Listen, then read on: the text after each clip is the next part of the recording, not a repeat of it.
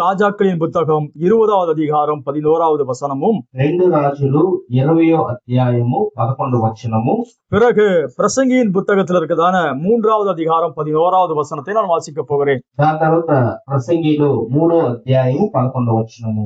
முதலாவதாக 2 ராஜாக்கள் 20:11 நாம் வாசிக்கலாம். அப்பொழுது ஏசாயா தீர்க்கதரிசி கர்த்தரை கூப்பிடுகையில் அவர் ஆகாசுடைய சூரிய கடிகாரத்தின் பாகைக்கு பாகை முன்போன சாயையை 10 பாகை பின்னிட்டு திரும்பும்படி செய்தார். பிரசங்கியின் புத்தகம் 3வது அதிகாரம் 11வது வசனம். ప్రసంగి 3వ అధ్యాయము 11.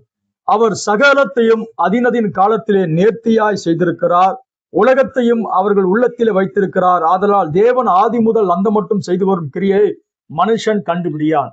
தெலுங்குல ஒருவர் வாசிக்கலாம். 2 ராஜாக்கள் 20வது அதிகாரம் 11வது வசனம். 2 రాజులు 20వ అధ్యాయం 11వ వచనము.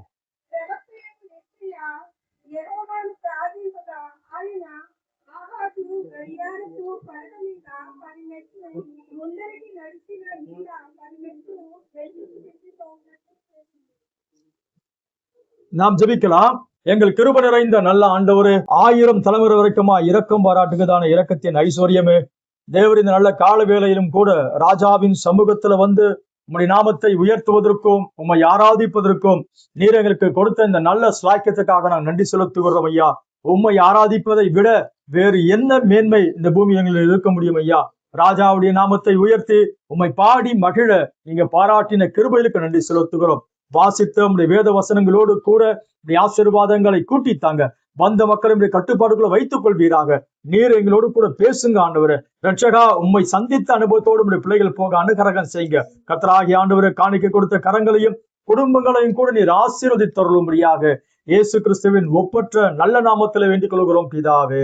ஆமென். ஆம், உட்காரலாம். கர்த்தருடைய பரிசுத்த நாமத்திற்கு மகிமை உண்டாகட்டும். ప్రభు మహాపరిశుద్ధ నామానికి మహిమ కలుగుగాక. திரும்ப ஒரு காலை பொழுதிலும் கூட உங்களை சந்திப்பதில் பெரும் மகிழ்ச்சி அடைகிறேன். మళ్ళా ఒక పొద్దున సమయంలో మిమ్మల్ని చూసేదానికి చాలా సంతోషపడుతున్నాను. நான் வாசித்த அந்த 20ஆம் அதிகாரம் 2 ராஜாக்கள் 20ஆம் அதிகாரம் 11வது வசனம். నేను చదివిన ఆ ఒక 2 రాజులు 20:11 వచనములో, அப்பொழுது ஏசாயா தீர்க்கதரிசி கர்த்தரை நோக்கி கூப்பிடுகையில் அவர் ஆகாசுடைய சூரிய கடிகாரத்தின் பாகைக்கு பாகை முன்போன சாயை 10 பாகை பின்னிட்டு திரும்பும்படி செய்தார்.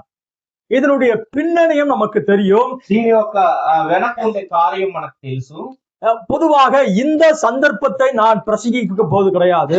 మామూలుగా ఈ యొక్క సంఘటనను నేను మీతో పంచుకోన இருந்தாலும் இந்த வசனத்தினுடைய நோக்கத்தை உங்கள் மத்திய நான் சொல்லிவிட்டு நான் பிரசங்கிக்க போகிற காரியத்தை உங்களோடு கூட பகிர்ந்து கொள்ள விரும்புகிறேன். అయితే కూడా ఈ యొక్క వచనమైన అంశము ఉద్దేశం ఏమిటని మీతో పంచుకొని నేను ప్రసంగం చేయబోతున్నాను. எசேக்கியா என்ற ஒரு யூத ராஜா உடல் நலம் இல்லாமல், அதாவது அவர் முதுகல ஒரு விதமான கட்டி ஏற்பட்டு அவர் படுத்த படுக்கையாகி மரண தருவாய்க்கு போய்விட்டார். ఎసెకియా అనే ఒక యూద రాజు ఆయనకి అనారోగ్య పాలయ్యి నడ్డిపులో గెడ్డతో అనారోగ్య పాలై పడకలో పడాడు. அப்போது தீர்க்கதரிசியாக ஏசாயா வந்து உன்னுடைய வீட்டு காரியத்தை ஒழுங்குபடுத்தி நீ பிழைக்க மாட்ட, மரித்து போவேன் என்று சொல்ல ஆரம்பித்தார். అప్పుడు ప్రవక్త అయిన యెషయా ఎసెకియా గారు వచ్చి నీ యొక్క ఇంటి కార్యాన్ని సిద్ధపరచుకో, నువ్వు ఇంకా బ్రతకవు అని చెప్పాడు. அப்போது அவர் சோர்புறமாக திரும்பி அழ ஆரம்பித்தார். అప్పుడు ఆయన ఏం చేశారంటే గోడ పక్కగా తిరిగి ఆ ఒక ఎసెకియా రాజు ఏడ్చాడు. அப்போது தேவன் அவருடைய கண்ணீரை பார்த்து அவருடைய ஆயுசு நாட்களை ஒரு 15 வருஷத்தை கூட்டி கொடுக்க ஆரம்பித்தார். అప్పుడు దేవుడు ఏం చేశాడంటే ఆయన ఒక కళ్ళనీళ్లు చూసి ఆయన ఆయుష్ను 15 సంవత్సరాలు హెచ్చించాడు. அப்பொழுது அவர் பிழைக்க போகிறார் என்பதற்கு அடையாளமாக అప్పుడు ఆయన ఖచ్చితంగా బ్రతుకుతాడు అనే ఒక సూచనగా, யூதர்கள் எப்போதும் அடையாளத்தை தேடுகிறவர்களா இருப்பார்கள். యూదులు ఎప్పుడు ఒక సూచనను ఎదురు చూస్తారు. ஆகையினால அவருக்கு ஒரு அடையாளம் சொல்லப்பட்டது. అందువల్ల ఆయనకి ఒక సూచన ఇవ్వబడినది. அந்த அடையாளம் தான் சூரிய கடிகாரத்துடைய சாயை உனக்கு எப்படி போக வேண்டும் என்று தீர்க்கதரிசி கேட்கிறார். ప్రవక్త ఏమడుగుతున్నాడంటే నీకు ఆ గడియారములో మెట్టు వెనక వెళ్ళాలా ముందలకు వెళ్ళాలని అడుగుతున్నాడు ప్రవక్త. அப்போது அந்த ராஜா சொல்லுகிறார், முன்னிட்டு போகிறது லேசான காரியம். అప్పుడు ఆ రాజు చెప్తున్నాడు, ఆ ముందుకు వెళ్ళేది సాధారణమైన విషయమే, அது 10 பாகை பின்னிட்டு போக வேண்டும், అది 10 మెట్టులు వెనక్కి రావాలి అని చెప్పాడు. அப்போது ஏசாயா ஜெபிக்கிறார். అప్పుడు యెషయా ప్రార్థన చేశాడు, தேவன் இயற்கைக்கு அப்பாற்பட்ட விதங்களிலே 10 சாயை பின்னிட்டு போக பண்ணினார். దేవుడు ఏం చేశారంటే ప్రకృతికైనా చాలా గొప్ప విషయంగా 10 మెట్టులు వెనక్కి వెళ్ళేలాగా చేశాడు. அதாவது இன்னைக்கு நம்முடைய கடிகாரம் இந்த கடிகாரத்தை நம்ம உபயோகப்படுத்தி கொண்டிருக்கிறோம். ఈ రోజు మనం ఈ యొక్క గడియారాన్ని మనం యూజ్ చేస్తున్నాం. எசேக்கியா ராஜாவின் காலகட்டத்துல சூரிய கடிகாரத்தை அவர்கள் உபயோகப்படுத்தினதாக வேதம் சொல்கிறது. హిజ్కియా ఆ కాలములలో సూర్య గడియారము వాళ్ళు యూజ్ చేశారని మనం చూస్తున్నాం. அதாவது அவர்கள் ஏதோ சில காரியங்களை அவர்கள் ஒழுங்குபடுத்தி சூரிய நிழல் எங்கெல்லாம் படுகிறதோ அவர்கள் அப்படியாக மணிகளை கணக்கிட்டார்கள். వాళ్ళు ఆ ఒక ఏదో ఒక విషయాన్ని చేసి సూర్యుడు ఒక నీడ ఎక్కడ పడుతున్నదో దాన్ని బట్టి వాళ్ళు గంటను ఎంచుకున్నారు. சூரியன் கிழக்கில உதைத்து மேற்குல மறைகிற நேரத்துல அந்த நிழல் எங்கெல்லாம் படுகிறதோ அவர்கள் அதன் நிமித்தமாக மணிகளை கணக்கிட்டார்கள். అక్కడ తూర్పు నుంచి సూర్యుడు వచ్చినప్పుడు ఆ నీడ ఎక్కడెక్కడ పడుతుందో దాన్ని పట్ల వాళ్ళు వచ్చి టైం ని క్యాల్కులేషన్ చేశారు. ஆனால் இது கிழக்கில உதித்த பிறகு மேற்குக்கு போய் மறையணும். అయితే ఇది తూర్పు పక్క నుంచి సూర్యుడు వచ్చిన తర్వాత ఈ పక్క వచ్చి ముగించబడాల. அப்படியானால் அந்த சூரிய சாயை அந்த அதோட மணி எப்படி இருக்கணும்? இப்ப நம்ம டைம் இருக்கு பாருங்க, 1 2 3 4 5 6 7 8 9 10 இப்படிதான் வரணும். అప్పుడు ఆ సూర్యుడు ఆ నీడ ఎలా రావాలంటే మన టైం లాగా 1 2 3 నుంచి ఇలా రావాలి. ஆனால் இந்த ராஜா கேட்கிறான் இப்படி வரக்கூடாது, பின்னிட்டு போக வேண்டும் என்று அவன் கேட்டான். అది రాజు ఏమడుగుతున్నాడంటే ఎలా రాకూడదు, అది వెనక్కి 10 మెట్లు వెళ్ళాలి అని అడిగాడు. அப்பொழுது தீர்க்கதரிசியாக ஏசாயா ஜெபிக்கிறார். అప్పుడు ప్రవక్త అయిన యెషయా ప్రార్థన చేస్తున్నాడు. தேவன் அந்த ஜெபத்தை கேட்டு அந்த அந்த நேரத்தை பின்னிட்டு போக பண்ணினார். దేవుడు ఆ ప్రార్థనను విని ఆ గంటని వెనకాల 10 మెట్లు వెళ్ళేది. நம்முடைய தேவன் இயற்கை எல்லாவற்றையும் தன்னுடைய கட்டுப்பாட்டுக்குள் கொண்டிருக்கிறார் என்பதற்கு அடையாளமாக தேவன் அதை நிகழ்த்தி காண்பிக்க ஆரம்பித்தார். దేవుడు ప్రకృతిని ఆయన ఒక చేతులు పెట్టుకున్నాడు అనే కార్యం ప్రకృతికి పైన ఒక అద్భుతాన్ని చేశాడు. இன்னைக்கு நான் எசேக்கியாவை குறித்து உங்களோடு கூட பேச போவது கிடையாது. ఈ రోజు మీతో హిజ్కియా గురించి మీతో మాట్లాడిన நான் தேவனுடைய கடிகாரம் என்ற ஒரு தலைப்பின் கீழாக உங்களோடு கூட தேவனுடைய வார்த்தையை பகிர்ந்து கொள்ள விரும்புகிறேன். దేవుని ఒక గడియారం అనే ఒక అంశం మీద మీతో నేను వాక్యాన్ని పంచుకోబోతున్నాను. தேவனுடைய கடிகாரம். దేవుని ఒక గడియారము. இன்னைக்கு நாம ஒரு கடிகாரத்தை உபயோகப்படுத்தி கொண்டிருக்கிறோம். ఇప్పుడు మనం ఈ రోజు ఒక గడియారాన్ని మనము యూజ్ చేస్తున్నాము. இது ஒவ்வொரு காலத்துல ஒவ்வொரு விதமாக மாறி மாறி இன்றைக்கு இந்த நிலையில இந்த கடிகாரம் வந்திருக்கிறது. ఒక్కొక్క కాలములో మనం చూసే గడియారము మారి మారి ఈ రోజు మనం చూస్తున్న విధానంలో தண்ணீரில நேரத்தை கணிக்க ஆரம்பித்தார்கள். ఒక కాలంలో చూసారంటే నేలల్లో ఒక గంటను లెక్క పెట్టారు. பிறகு மணலில நேரத்தை கணிக்க ஆரம்பித்தார்கள். ఇసుకలో సమయాన్ని వాళ్ళు వచ్చి గంట పెట్టారు. இப்படி பல விதங்களிலே கடிகாரத்தை மனுஷ அறிவை கொண்டு அவர்கள் உண்டாக்க ஆரம்பித்தார்கள். ఇలా అనేక విధములలో మనుషుల వల్ల అయిన విధములో వాళ్ళు చేశారు. நான் சிறுவனா இருந்த போதெல்லாம் கடிகாரம் பார்ப்பது மிக அபூர்வமான ஒரு விஷயமாக இருந்தது. చిన్నప్పుడు ఆ గడియారం చూసేది చాలా అపూర్వమైన విషయంగా ఉన్నది. சிலர் வீடுகளிலே அந்த பெண்டிலம் இப்படி ஆடிக்கிட்டு இருக்கிற அந்த பெரிய கடிகாரம் இருக்கும். அது ஏறக்குறைய கொஞ்சம் வசதியானவருடைய வீடுகளில் அந்த கடிகாரம் இருந்தது. కొందరు ఇంట్లలో చూసారంటే పెండలం అలా అలా ఊగులాడే గడియారం. எங்க வீட்டுக்கு எதிர ஒரு வீடு இருந்தது. మా ఇంటికి ఎదురుగా ఒక ఇల్లు ఉన్నది. அந்த வீட்டுல நேரம் 1 மணிக்கு ஒரு மணி சத்தம் கேட்கும். ఆ ఒక ఇంట్లో చూసారంటే 1 గంట అయిందంటే అక్కడ నుంచి శబ్దం వస్తుంది. அப்போ நாங்க எங்க வீட்டுல இருக்கிற நாங்க என்ன செய்வோம்னா அந்த மணியை நாங்கள் புரிந்து கொள்வோம். అప్పుడు మా ఇంట్లో నుంచి ఆ శబ్దం విని ఆ ఎన్ని గంటలని మేము அப்ப எங்க வீட்டுல அப்படிப்பட்ட ஒரு பெரிய கடிகாரம் இல்ல.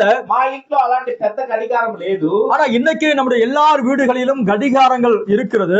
ఈ రోజు మన అందరి ఇంట్లలో గడియారం ఉన్నది. நம்முடைய கைகளில கடிகாரத்தை கட்டிக் கொள்ளுகிறோம். చేతులలో కూడా గడియారాలు நான் வைத்துக் கொண்டிருக்கிற செல்போன்ல நேரத்தை கணித்து பார்த்து கொண்டிருக்கிறோம். పెట్టుకున్న సెల్ ఫోన్ లో మనం సమయం చూస్తున్నాం. இன்னும் ஒரு 20-30 வருஷத்துக்கு பிறகு இந்த கடிகாரத்துடைய நிலை கூட மாறி வேறு விதத்துல வரலாம். ఒకవేళ ఇంకా 20-30 సంవత్సరాల తర్వాత మనం ఉండే గడియారం మారి వేరే ఒక విధంలో రావచ్చేమో. எது எப்படி இருந்தாலும் ఏది ఎలా ఉన్నా కూడా இது மனுஷனுடைய கடிகாரம். ఇది మనుష్యుడు యొక్క గడియారము. தேவன் ஒரு கடிகாரத்தை வைத்து அந்த கடிகாரத்தை தேவன் இயக்கி கொண்டிருக்கிறார். దేవుడు ఆయన కాడ ఒక గడియారాన్ని పెట్టుకొని ఆ గడియారాన్ని ఆయన ఎల్లిపిస్తున్నాడు. அந்த கடிகாரம் மிக உன்னதமான கடிகாரமா இருக்கிறது. ఆ గడియారం చాలా గొప్ప గడియారముగా ఉన్నది. தீர்க்கதரிசியானவர் சொல்றாரு, ప్రవక్త చెప్తున్నాడు, கடிகாரங்களை குறித்து தன்னுடைய செய்தியில பல செய்திகளிலே இந்த வார்த்தையை அவர் உபயோகப்படுத்தி கொண்டிருக்கிறார். గడియారాల గురించి ఆయన వర్తమానములో అనేక మార్లు ఈ యొక్క మాటని ఆయన ఉపయోగ బయలుపరచాడు. இன்னைக்கு ஒரு சில காரியத்தை உங்களோடு கூட பகிர்ந்து கொள்ள விரும்புகிறேன். నేను ఒక రెండు కార్యాలు మీతో పంచుకోబోతున్నాను.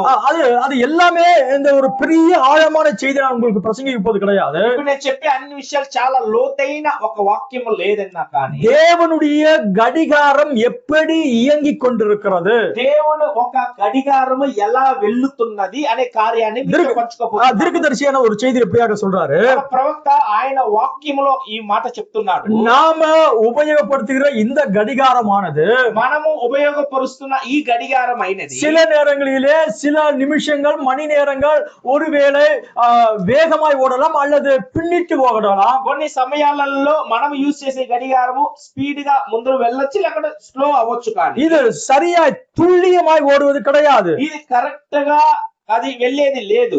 காரணம் இதெல்லாம் மனுஷன் கண்டுபிடித்த கடிகாரம். అంటే ఎన్ని మనుషులు సృష్టించిన గడియారం. மனுஷன் கண்டுபிடித்தது எதுவும் பரிபூர்ணமா இருக்க போது கிடையாது. మనిషి ఏదైతే కనిపెడుతున్నాడో అది పరిపూర్ణమైనది కాదు. தீர்க்கதரிசியானவர் சொல்றாரு, ప్రవక్త చెప్తున్నాడు, ஆனால் అయితే தேவனுடைய கடிகாரம் ஒன்று இருக்கிறது, దేవుడి దగ్గర ఒక గడియారం ఉన్నది. அது சரியாய் தன்னுடைய நேரத்தை காண்பிக்கிறதா இருக்கிறது. అది సరిగా తన ఒక సమయము తన ఒక టైం ని చూపించే గడియారమై ఉన్నది. அப்படியெல்லாம் நான் நினைக்கிறது போல இந்த கடிகாரத்தை உங்களுடைய சிந்தனையில கொண்டு வர வேண்டாம். అట్లయితే మీరు ఈ మన కళ్ళతో చూసే ఈ గడియారాన్ని మీ ఆలోచనలో తీసుకురావద్దు. அப்படின்னா தேவனுடைய பாக்கெட்ல ஒரு கடிகாரத்தை வச்சிருக்க போறாருன்னு நினைக்க నేను வேண்டாம். చెప్పేదాన్ని బట్టి మీరు దేవుని ఒక జోబులో ఒక గడియారం ఉన్నదని అర్థం చేసుకోవాలి. இது எல்லாமே ஒரு உபமானங்களாக இருக்கிறது. ఇవన్నీ ఒక ఉపమానాలుగా ఉన్నాయి. தீர்க்கதரிசியானவர் சொல்றாரு, ప్రవక్త చెప్తున్నాడు, இஸ்ரவேலர்கள் ఇశ్రాయేల్ జనము காலத்தை காட்டும்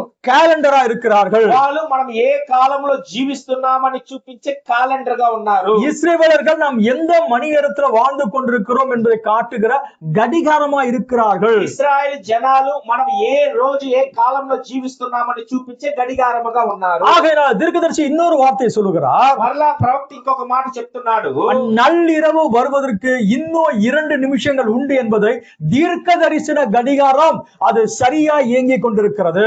ఇంకా రాత్రి వచ్చేదానికి ఇంకా 2 నిమిషాలు ఉన్నాయని ప్రవచన గడియారం సరిగా వెళ్తున్నది. இதுக்கு அர்த்தம் என்ன தெரியுங்களா? దీనికి అర్థం ఏం కాదు. அதாவது தேவனுடைய திட்டங்கள்லாம் நிறைவேறி முடிந்து இஸ்ரவேல் பக்கமாய் போய் ஒரு பெரிய அழிவு வருவதற்கு இன்னும் 2 நிமிஷம் இருக்கிறது என்பதை தீர்க்கதரிசன கடிகாரம் காட்டுகிறது. ఇప్పుడు ఇంకా మన సైడ్ అయిపించుకొని దేవుడు ఇశ్రాయేల్ సైడ్ పోయేదానికి ఇంకా 2 నిమిషాలే ఉన్నాయని ప్రవచన గడియారం. ஆகையினால் அது தீர்க்க தரிசன கடிகாரமா இருக்கிறது. అది ప్రవచన గడియారముగా ఉన్నది. நம்மை குறித்து கூட தேவன் ஒரு கடிகாரத்துல நம்முடைய வாழ்க்கையில செட் பண்ணி வச்சிருக்கிறார். మన గురించి కూడా దేవుడు ఒక గడియారము మన జీవితాన్ని సెట్ చేసి పెట్టున్నాడు. அந்த கடிகாரம் அவர் நினைத்தது போலவே அழகா ஓடிக்கிட்டே ఆ இருக்கும். గడియారం దేవుడు ఏమైతే అనుకుంటున్నాడో అలా అందముగా వెళ్తున్నది. அது எந்த நேரத்துல எந்த நிமிஷத்துல என்னோட வாழ்க்கையில என்ன நடக்க வேண்டும் என்பதை தேவன் முன் குறித்து అది ఏ வைத்திருக்கிறார். నిమిషంలో ఏ సమయంలో మీ జీవితం ఏం జరగాలనేది దేవుడు ఆల్రెడీ ఫిక్స్ చేస్తున్నాడు. ஆகையினால அந்த கடிகாரம் சரியா இயங்கி கொண்டிருக்கும். అందువల్ల ఆ గడియారము సరిగా అది వెళ్తున్నది. அந்த கடிகாரம் ஒரு பல்லிலிருந்து ஒரு பல்லு அது எல்லாமே சரியாக இயக்கப்பட்டு கொண்டே இருக்கும். ఆ గడియారం ఒక పళ్ళు నుంచి ఇంకొక పళ్ళు సరిగా వెళ్తున్న ஆகையினால గడియారం. அந்த கடிகாரம் என்னைக்கு மாறி போவது கிடையாது. ఎందుకంటే ఆ దేవుని గడియారం ఎల్లప్పుడు మారిపోయే గడియారం కాదు. நம்முடைய அத்தனை பேருடைய வாழ்க்கையை குறித்ததான தேவன் ஒரு கடிகாரத்துல நேரத்தை குறிப்பிட்டு మన வைத்திருக்கிறார். అందరి జీవితాలు కూడా దేవుడు ఒక గడియారములో మన సమయాన్ని ఆయన పెట్టున్నాడు. அதைதான் பிரசங்கி சொல்லுகிறார். దాన్నే ప్రసంగి చెప్తున్నాడు. அவர் அதினதின் காலத்திலே நேர்த்தியாய் செய்கிறார் என்பதை அறிந்திருக்கிறோம். ఆయన ఆ కాలములలో సరిగా చేస్తున్నాడని మనం చదువుతున్నాం. அவர் ஒரு நேரத்தை குறிப்பிட்டு வைத்திருப்பாரையானால் ఆయన ఒక సమయము మీ కొరకు ఎంచి పెట్టుంటే அந்த கடிகாரத்துடைய நேரம் மாறவே மாறாது. ఆ ఒక సమయం ఆ గడియారం ఒక సమయం మారనే మారదు. அவர் சரியான நேரத்துல சரியான வழிகளிலே கிரியை செய்கிற தேவனாய் இருக்கிறார். ఆయన సరి అయిన సమయములలో సరి అయిన మార్గంలో క్రియ చేసే దేవుడుగా அவர் அதினதின் காலத்திலே நேர்த்தியாய் செய்கிற ఆ தேவனாய். కాలంలో నేర్తిగా చేసే దేవుడై ఉన్నాడు. தீர்க்கதரிசியார் இன்னொரு வார்த்தை கூட இப்படி அழகா சொல்லுகிறார். ప్రవక్త ఆయన వర్తమానంలో ఇంకొక మాట కూడా చెప్తున్నాడు. நாம் கேட்பது எல்லாம் మనం ఏమైతే అడుగుతున్నామో అన్ని విషయాల్ని சொல்லி முடிங்க. நாம் கேட்பது எல்லாவற்றையும் தேவன் கொடுப்பாரா? சபை சொல்லுங்களேன், நம்ம கேட்பதெல்லாம் தேவன் கொடுத்துருவாரா? நம்ம సభ என்னங்க எப்படி ஆச்சரியமா இருக்குது. సంఘం చెప్పాలి మనం ఏమైతే దేవుడి కాడ అన్ని అడుగుతున్నామో దేవుడు ఇస్తాడా? இன்னைக்கு மற்ற சபைகளில் எதை போதிக்கிறாங்க அப்படி பார்த்தோம்னா, మనము ఇతర సంఘాలలో ఏం బోధిస్తున్నారంటే அவர் நீங்க கேட்பதை தருவார், ఆయన మీరు ఏమైతే అడుగుతాడో ఇస్తాడు, நீங்க கேட்பாதையும் கேட்காதையும் தருகிறார். కూడా ఇస్తాడు. அதெல்லாம் நல்லதுதான். అది మంచిదే, నిజమే. அதெல்லாம் பாத்தீங்கன்னா எல்கேஜி பாடம். అదంతా ఎల్కేజీ పాఠము.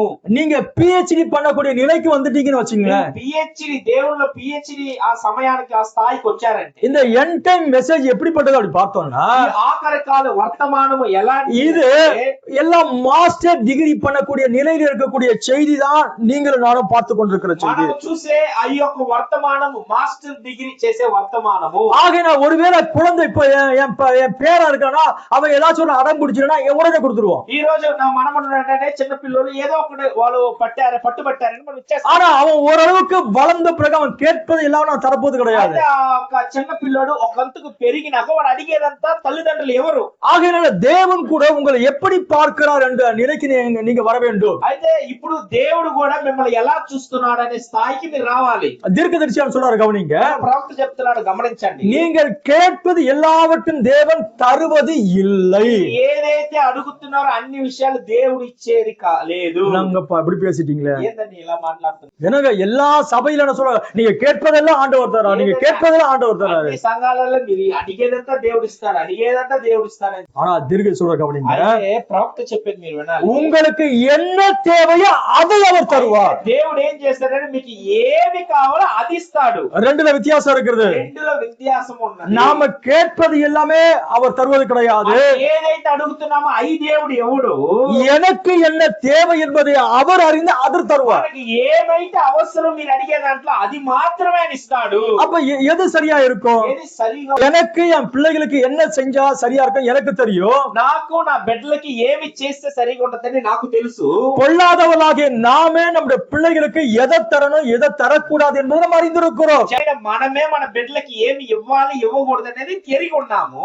பரம நன்மையானதை தருவாரு. పరమ తండ్రి మంచి కార్యాలనే ఇస్తాడు మనకి. ஏன்னா நம்முடைய பார்வைக்கு எல்லாமே நல்லா இருக்கும், మన చూపుకి అన్ని బాగుంటుంది. ஆனா தேவனுடைய பார்வைக்கு துவக்கமும் முடிவும் தெரியும். దేవుడు ఒక ప్రారంభం ముగింపు తెలుస్తుంది. உங்களுடைய வாழ்க்கையில தேவன் ஏதோ தற்செயலாக ஒரு காரியத்தை செய்ய போவது கிடையாது. జీవితంలో దేవుడు అకస్మాత్తుగా ఏ విషయం இது எல்லாமே ஏற்கனவே தேவனுடைய நிர்ணயம் பண்ணின திட்டங்களா இருக்க போகிறது. ఆల్రెడీ ఎంచి పెట్టిన ఆ సిద్ధముగా ఉన్నది. அதுதான் நீங்க அந்த தேவனுடைய நேர்கோட்டில பிரயாணப்பட்டு போகிற நேரத்துல మీరు దేవుని యొక్క సరైన మార్గంలో మీరు నడిచేటప్పుడు உங்களுக்கு குறித்து தேவனுடைய திட்டம் எல்லாம் உங்களில் நிறைவேற போகிறது. అనుకున్న అన్ని కార్యాలు జరుగుతాయి. அது தாமதித்தாலும் அது நிச்சயமாய் நிகழும். అది ఖచ్చితంగా జరుగుతుంది. அது நடக்காமல் போவது கிடையாது. అది జరగకుండా వెళ్ళదు.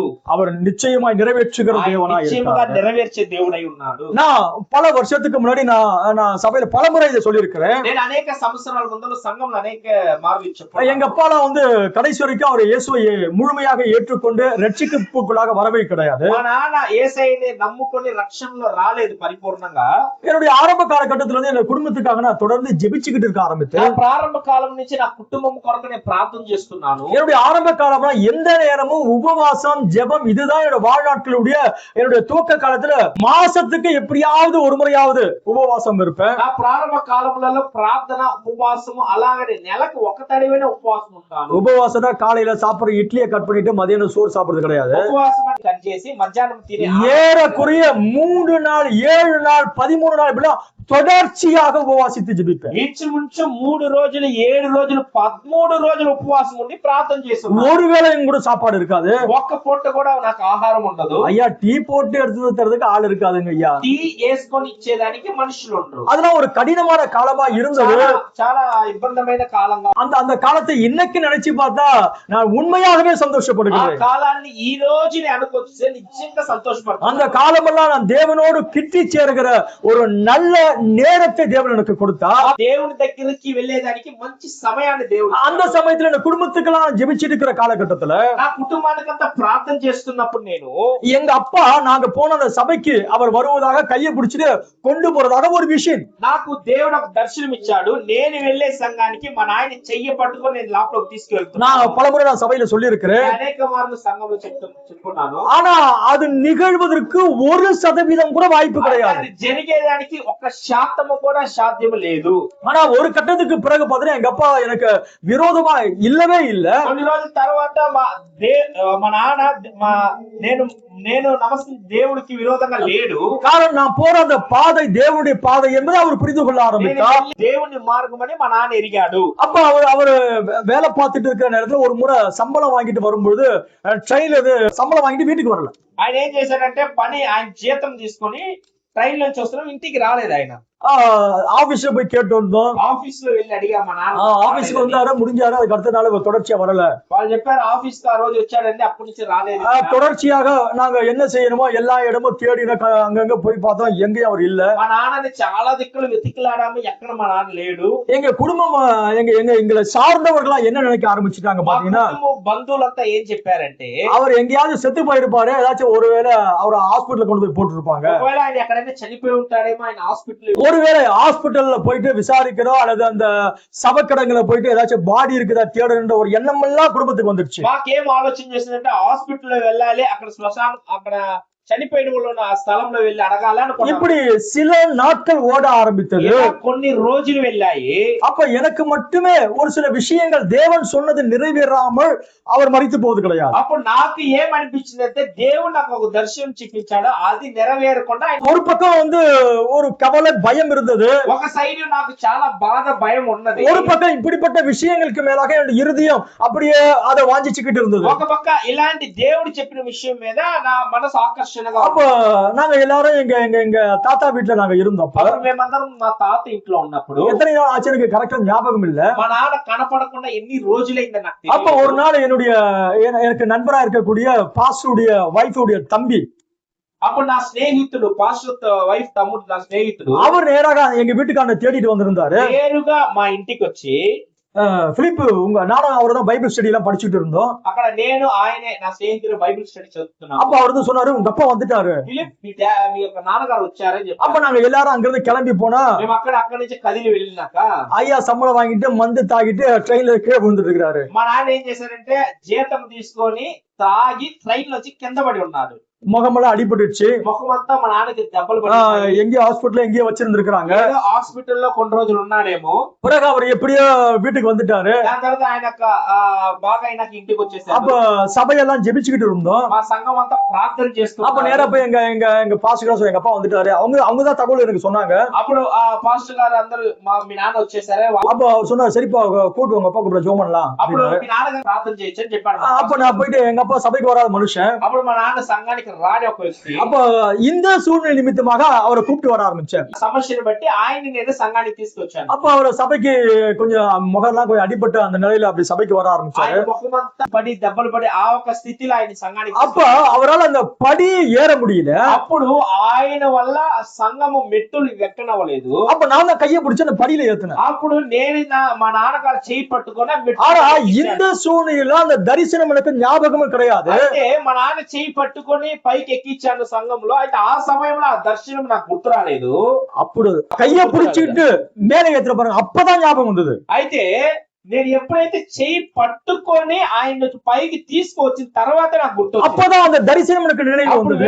దేవుడు ఇచ్చిన దర్శనం నాకు గుర్తు. பிறகு நாங்க ஜெபிச்சோம். பிறகு அவர் பல வருஷங்கள் இருந்தாரு. அதுக்கு அடுத்து அவர் இறந்து போனாரு. దాని తర్వాత మేము ప్రార్థన చేస్తాం, అనేక సంవత్సరాలు ఉన్నాడు. நான் இது நிமித்தமாக என்ன சொல்ல விரும்புறேன் அப்படி பார்த்தோம்னா, నేను ఏమి చెప్పనొస్తున్నానంటే, தேவன் சொன்னது நிறைவேறாமல் போவது கிடையாது. దేవుడు ఏదైతే చెప్తున్నాడో అది నెరవేరకుండా ఉండదు. அவருடைய கடிகாரம் சரியா ஓடிக்கிட்டே இருக்கும். ఆయన ఒక గడియారము సమయము సరిగా వెళుతుంటుంది. அது நேரத்தை தவறாய் காண்பிப்பது கிடையாது. అది సమయాన్ని తప్పుగా చూపించే గడియారం அது కాదు. சரியாய் ஓடிக்கொண்டே இருக்கும். అది సరిగా వెళుతున్న గడియారమై ఉంటుంది. ஆகையால் உங்களுடைய வாழ்க்கையை குறித்துதான தேவன் ஒரு திட்டத்தை தீட்டி வைத்திருக்கிறார். మీ జీవితాన్ని గురించి సిద్ధము పెట్టుకున్నాడు. அந்த சித்தம் இந்த மணி நேரத்துல இந்த காலத்துல நிறைவேற வேண்டும் என்று தேவன் அதை பிக்ஸ் பண்ணிட்டார்னா, దేవుడు మీ జీవితంలో ఈ సమయంలో ఈ కాలంలో మీకు ఆ జీవితం మీ జీవితంలో ఆ విషయం జరగాలని దేవుడు அது సిద్ధపరిస్తే சரியாய் எல்லா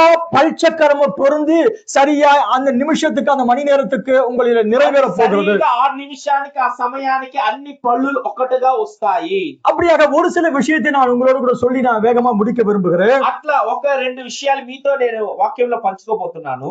நெகேமியாவின் புத்தகம் నెహెమ్యా పుస్తకము முதல் அதிகாரம் మొదటి అధ్యాయము 1 ஒரு 6 வசனங்கள் வாசிக்கலாம். 1 నుంచి 6 వరకు చదవండి. நெகேமியாவின் நடபடிகள் 20ஆம் வருஷம் கிஸ்லேயு மாதத்தில் நான் சூசான் எனும் அரண்மனையில் இருக்கும்போது சம்பவித்தது என்னவென்றால், என் சகோதரரில் ஒருவராகிய ஆனானியும் வேறு சில மனுஷரும் யூதாவிலிருந்து வந்தார்கள். அவர்களிடத்தில் நான் சிறையிருப்பில் மீண்டு தப்பின யூதரின் செய்தியையும் எருசலேமின் செய்தியையும் விசாரித்தேன். அதற்கு அவர்கள், சிறையிருப்பில் மீண்டிருக்கிறவர்கள் அந்த தேசத்திலே மகா தீங்கையும் நிந்தையும் அனுபவிக்கிறார்கள். எருசலேமின் அலங்கம் இடிப்பட்டதும் அதன் வாசல்கள் அக்கினியால் சுட்டரிக்கப்பட்டதுமாய் கிடைக்கிறது என்றார்கள்.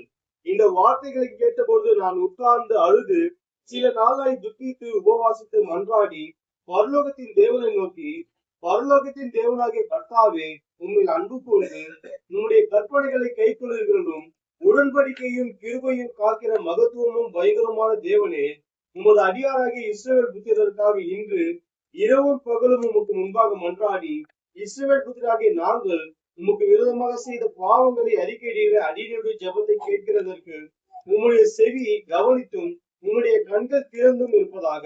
நானும் என் தகப்பன் வீட்டாரும் பாவம் செய்தோம். போதும். கர்த்தருடைய நாமத்திற்கு மகிமை உண்டாகட்டும். దేవుని మహాపరిశుద్ధ నామానికి మహిమ కలుగును గాక. இங்கே அகலியாவின் குமாரனாகிய நெகேமியாவுடைய வாழ்க்கையில நடந்த ஒரு நிகழ்வு. అక్కడ అహలియా కుమారుడైన నెహెమ్యా జీవితంలో చూసిన ఒక కార్యము. 20ஆம் வருஷம், அதாவது இந்த ராஜா சூசான் அரண்மனையில் இருக்கக்கூடிய ராஜாவுடைய 20வது வருஷம் அது. ఇక్కడ అక్కడ రాజు భవనంలో 20వ సంవత్సరం ఈ రాజుకి. அப்ப இவரு ராஜாவுக்கு ராஜாவுக்கு வயன் ஊத்தி கொடுக்கிறதான ஒரு வேலை செஞ்சிட்டு இருக்கிறாரு. నెహెమ్యా పని ఏమిటనగా రాజుకి అక్కడ వైన్ పోషించే పని ఉన్నది. இவர் சூசான் அரண்மனையிலே இருந்து கொண்டிருக்கிறார். ఈయన రాజు సూసాన్ ఆ భవనములో ఉన్న ఒక వ్యక్తి. இப்ப இவர் இருக்கிற நேரத்துல எருசலேமுக்கு எஸ்ராவின் காலகட்டத்துல ஒரு பெரிய கூட்டம் எருசலேமுக்கு போனாங்க. అక్కడ ఈయన ఉన్నప్పుడు ఎస్రా కాలంలో పెద్ద ఒక గుంపు యెరూషలేముకి వెళ్ళారు. அவர்கள் போய் தேவாலயத்தை கட்டுவதற்கான பல முயற்சிகளை எடுக்க ஆரம்பித்தார்கள். వాళ్ళు వెళ్ళి అక్కడ ఇశ్రాయేల్ దేశంలో దేవాలయం కట్టేదానికి చాలా ప్రయత్నం చేశారు. இது ஏறக்குறைய ஒரு 50 வருட காலமாய் துவங்கி முடிவடைகிற காலமா இருந்தது.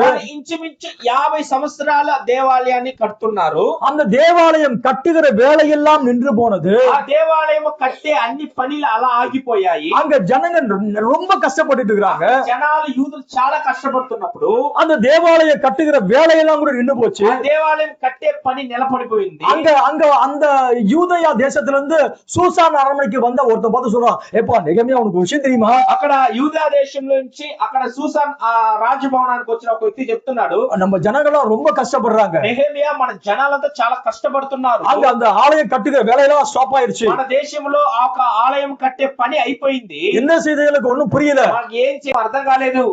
கடவுள் என்னதான் செய்ய போறா தெரியல. మన దేవుడు ఏం చేయబోతున్నాడు మనకు తెలియలేదు. அந்த மனுஷன் சொல்லிட்டு அவன் போயிட்டான். ఆ మనిషి నెహెమ్యాకి చెప్పి వెళ్ళిపోయాడు. இந்த வார்த்தையை நெகேமியா கேட்ட உடனே ఎప్పుడైతే ఈ మాటని నెహెమ్యా వినాడు, அவர் துக்கித்து అతడు దుఃఖపడి ఉపవాసించి தேவனுடைய சமூகத்தை ஜெபிக்க ஆரம்பித்தார். దేవుని సముఖంలో ప్రార్థన చేశాడు. ஆண்டவரே, திரும்ப ஒரு முறை கூட எங்க தேசத்தை கண்ணோக்கி பாருங்க. ప్రభువా మరలా ఒక మారి మా దేశాన్ని చూడండి. என்னுடைய ஜனத்தை கண்ணோக்கி பாருங்க. నా జనాన్ని మీరు చూడండి. நாங்க எல்லாரும் எங்க தகப்பன் குடும்பத்தார் எல்லாரும் பாவம் செய்திருக்கிறோம். తండ్రి కుటుంబంలో మేము అందరం పాపం చేస్తున్నాము. இப்படி உபவாசித்து கண்ணீரோட வேதனையோட கூட தேவனுடைய சமூகத்தை ஜெபிக்க ఇలా ஆரம்பித்தார். దేవుని కాడ ఉపవసించి ప్రార్థనతో ఏడుస్తూ ఆయన ప్రార్థన చేస్తున్నాడు. இவர் ஜெபித்த மாதம் எபிரேய மாதம் கிஸ்லியு மாதம். ఆయన ప్రార్థన చేసిన ఇబ్రూ ఆ మాసము కిస్లియు. இது யூத மாதத்துல 9வது மாதம். అది యూదులకి 9వ నెల. అది நமக்கு அது டிசம்பர் மாதமாய் வரும். మనకి అది డిసెంబర్ నెలగా ఉంటుంది. அதாவது 9வது மாதத்துல இந்த செய்தியை கேட்டு அவர் உபவாசித்து ஜெபிக்கிறார். యూదులకి ఆ 9వ నెల నెహెమియా ఈ మాట విని ప్రార్థన చేస్తున్నారు. அந்த கிறிஸ்துவ மாதத்துல அவர் உபவாசித்து கண்ணீரோடு வேதனையோடு கூட ஜெபிச்சுக்கிட்டு வராரு. ఆ క్రిస్టియన్ నెలలో ఆయన కన్నీరుతో వేదనతో నెహెమియా ప్రార్థన చేస్తున్నారు. அவர் வேற ஏதாவது வேலை செஞ்சாருன்னா வேலையெல்லாம் நின்னுட்டு லீவ் போட்டுட்டு நேரா போய் தேசத்தை போய் ஒரு பார்வை பார்த்துட்டு வரலாம். ఆయన వేరే ఏదైనా పని చేస్తే లీవ్ వేసి వాళ్ళ దేశానికి వెళ్ళి చూడొచ్చు. ஆனா இவர் ராஜாவுக்கு பக்கத்துல இருக்கக்கூடிய மிக முக்கியமான நபர். నెహెమియా ఉద్యోగం ఏంటనగా రాజుకి పక్కన ఉన్న ఒక ఉద్యోగము. ஆகையால இவர் 9వ மாதம் கண்ணீரோடு வேதனையோடு உபவாசித்து ஜெபிக்கிறாரு. నెహెమియా 9వ నెల కన్నీరుతో వేదనతో ఆయన ప్రార్థన చేస్తున్నాడు దేవుడు. ஆனா ஜெபத்துக்கு பதில் எதுவும் வந்த போல தெரியல. దేవుని దగ్గర నుంచి ఆ జవాబు ఏమి రాలేదు నెహెమియాకి. அந்த அந்த அந்த வேதனுடைய தாக்கம் மனதுல அப்படியே இருந்துகிட்டே இருக்காரு. ఆ ఒక దిగులు ఆ ఒక బాధ ఆయన మనసులో అలా ఉన్నది. பல நேரங்களில பல விஷயங்களுக்காக நம்ம ஜெபித்துக் கொண்டே మన இருக்கோம். జీవితాలలో చాలా విషయాల కొరకు మనం ప్రార్థన చేస్తా ఉన్నాము. ஆனா தேவன் உடனே பதில் தருவது கிடையாது. దేవుడు వెంటనే మనకు జవాబు ఇచ్చేది లేదు. அதற்கேற்ற எந்த சூழல் கூட வருவது கிடையாது. అది దానికి తగినట్టుగా ఏ సమయము మనకు వచ్చేది లేదు. நம்ம என்ன நினைக்கிறோம் அப்படி பார்த்தோம்னா ஜெபிக்கிறதுக்கு ஏதாவது ஒரு சூழல் வரணுமே. మన ప్రార్థన చేసేదానికి ఏదైనా ఒక సమయం రావాలి కదా. தேவன் கொஞ்சம் கொஞ்சமா அல்லது ஒரு பல வருஷமா அப்படியே மாற்றத்தை செய்வது கிடையாது. దేవుడు కొంచెం కొంచెంగా మీ జీవితంలో మార్పు ఇచ్చే దేవుడు కాదు. அவர் சொல்ல ஆகும், அவர் கட்டளையிட நிற்கும். ఆయన చెప్పేదంతే అది అవ్వద్ది. ఆయన ఆజ్ఞ ఇచ్చేదంటే అది ఖచ్చితంగా జరుగుతుంది. தீர்க்கதரிசியுடைய ஊழியத்துல ஒரு முறை ஒரு காரியம் நடந்தது. ప్రవక్త సేవలో ఒక విషయం జరిగింది. ஒரு అమ్మ ஒரு சண்டே கிளாஸ் டீச்சர், அவங்க సండే క్లాస్ టీచర్. అవి அந்த அம்மா பாத்தீங்கன்னா முகத்தெல்லாம் மூக்கெல்லாம் மூடிக்கிட்டு வந்து ஜெபிக்கிறதுக்கு வந்தாங்க. ఆమె ఏం చేసిందంటే గుడ్డతో ముఖాన్ని మూసుకొని ప్రార్థన చేసేందుకు వచ్చింది. அந்த அம்மா ஜெபிச்சுக்கிட்டே இருக்கிற பேனத்தோடைய அந்த சட்டையெல்லாம் கோட்டை பிடிக்க ஆரம்பிச்சாங்க. ఆ ప్రార్థన దేవుడు సేవకుడు ప్రార్థన చేస్తే அப்புறம் அந்த அம்மா ஜெபிச்சுக்கிட்டு போயிட்டாங்க. ఆ ప్రార్థన చేసుకొని వెళ్ళిపోయింది. ஆனா ஜெபிக்கிற நேரத்துல அந்த அம்மாவுடைய சத்தம் ஒரு விதமான சத்தம் வந்தது. అయితే అక్కడ సేవకుడు ప్రార్థన చేసేటప్పుడు ఆమె కాడి నుంచి ఒక శబ్దం వచ్చింది. நம்ம மூச்சு விட்டுட்டு இருக்கிறோம் பாருங்க, మనం బుసదులుతున్నాం కదా మన ముక్కుతో. அது எப்படி இருந்ததுன்னா அப்படி சத்தம் வந்துச்சு. అక్కడ గుర్రు గుర్రు అనే సౌండ్ ఆమె కాడి ముక్కులోంచి వస్తుంది. காரணம் இந்த மூக்கு கேன்சர் நோயினால மூக்கு அழுகி போய் மூக்கு கிடையாது. ఎందుకంటే క్యాన్సర్ జబ్బుతో ఈ ముక్కు ఏమైపోయిందంటే అరిగిపోయి ముక్కు లేదు ఆమె. அந்த అమ్మ ஒரு சண்டே கிளாஸ் டீச்சர். ఆమె ఒక సండే క్లాస్ టీచర్ గా ఉంది. அந்த அம்மா ஜெபிச்சுக்கிட்டு இருந்தாங்க. ప్రార్థన చేస్తున్నది. எதுவும் நடக்கல. ఏమీ జరగలేదు.